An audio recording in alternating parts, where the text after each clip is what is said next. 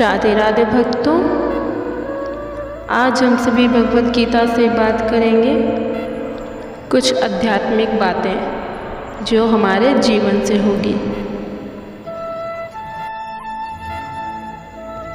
तो आज हम बात करेंगे मनुष्य के दुखों के विषय में कि मनुष्य के दुखों का कारण क्या है। क्योंकि दुख तो सभी के जीवन में रहता है, परंतु जिनके जीवन में आवश्यकता से अधिक दुख होते हैं तो उनका भी कोई कारण होता है। यदि हमें आवश्यकता से अधिक दुख प्राप्त हो रहे हैं, मिल रहा है, तो अवश्य ही इसका कारण है। और वह कारण यह है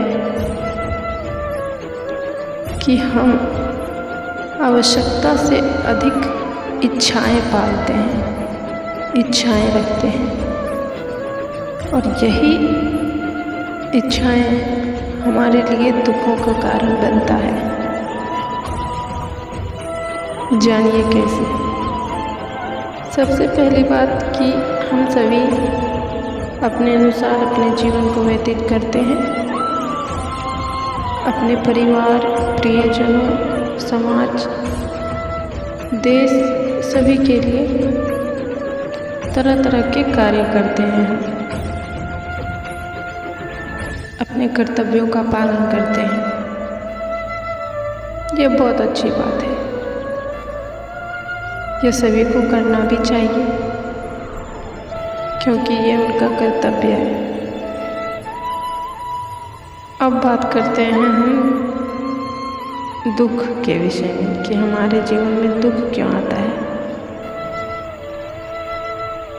तो देखिए, जब हम कोई भी कर्म करते हैं, कोई भी कार्य करते हैं, उसमें सर्वप्रथम हम फायदे और नुकसान को ढूंढने लगते हैं। यह हमारी सबसे बड़ी भूल है। हम स्वयं के लिए हित अहित देखते हैं, ये भी अनुचित है। अब आप कहेंगे हित अहित देखना यह अनुचित कैसे हो?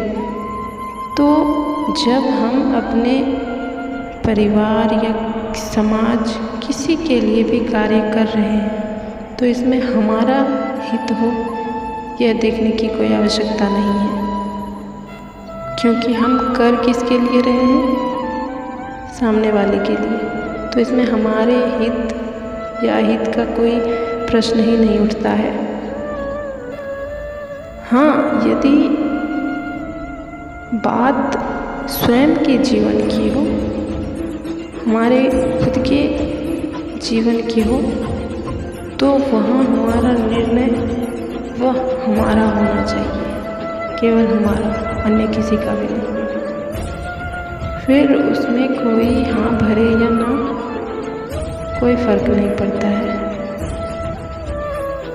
परंतु जब हम दूसरों के लिए कार्य करते हैं तो हमें उसमें अपने लिए स्वार्थ देखते हैं, अपने स्वार्थ के लिए वो कार्य करते हैं जो कि बिल्कुल अनुचित है। और जहाँ पे हम फायदे या नुकसान देखते हैं तो वह तो हमारे दुख का कारण बनेगा ही, क्योंकि वह हमारा कार्य नहीं है। हमारा कार्य केवल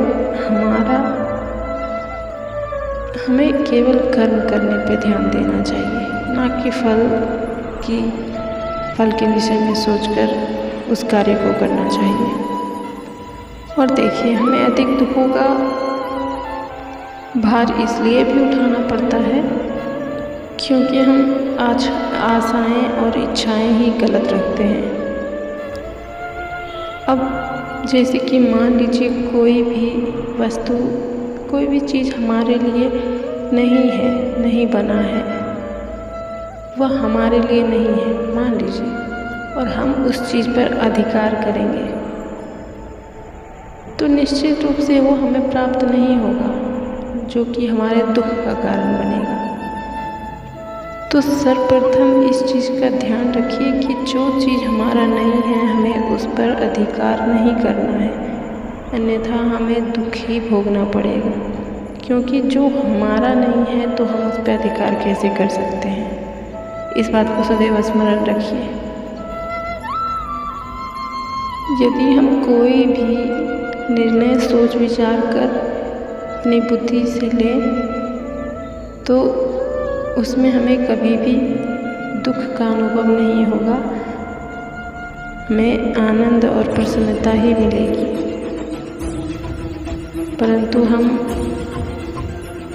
चाह ही गलत चीज़ों की रखते हैं, जिसके कारण हमें दुख भोगना पड़ता है। अब मान लीजिए हमें यदि ईश्वर के समक्ष 1 या आध घंटा बैठने को कह दिया जाए तो हमें कितना पहाड़ लगता है, भारी लगता है, क्या बता दें।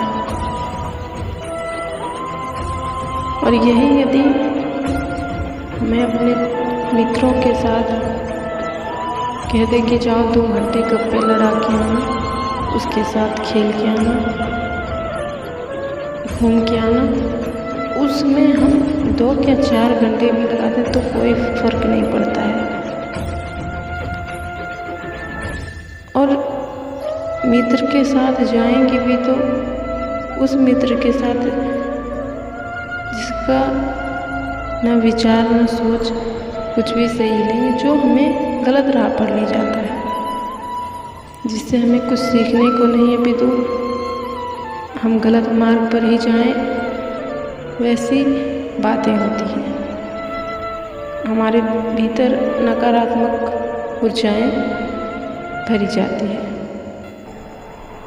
और यदि यही हम 15 या 5 मिनट भी हम ईश्वर के समक्ष बैठें तो ऐसा प्रतीत होता है कि हमारे जीवन की सारी संकट दूर हो गई, सारे परेशानियों का हल हो गया। परंतु यह बात वही समझ सकता है जिन्होंने इस चीज़ का अनुभव किया हो, अन्यथा अन्य कोई जो भी होंगे वह यह कान से सुनेंगे और यह दूसरे कान से निकाल देंगे। परंतु जो इस बात को समझ पाएंगे उन्हें निश्चित रूप से आनंद ही मिलेगा। तो दुख कभी हमें दूसरों से या ईश्वर से नहीं मिलता है। दुख हमारे स्वयं के कर्म का ही फल है, या कर्मों के अनुसार ही प्राप्त होता है। तो अच्छी सोच रखिए, अच्छे विचार रखिए, अच्छे आचरण रखिए, और सबसे महत्वपूर्ण बात, इच्छाएं उतने ही पालिए जितने आप पूर्ण कर सकें। आवश्यकता से अधिक इच्छा हमें ले डूबती है। तो इच्छाएं कम रखिए, जीवन सुखमय आनंदमय होगा। तो जीवन में सदैव अच्छे कर्म करते रहिए, ईश्वर सदैव आपके साथ है।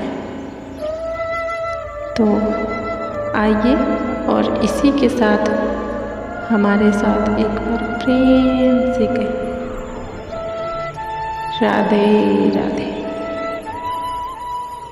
श्री कृष्ण सदा सहायते।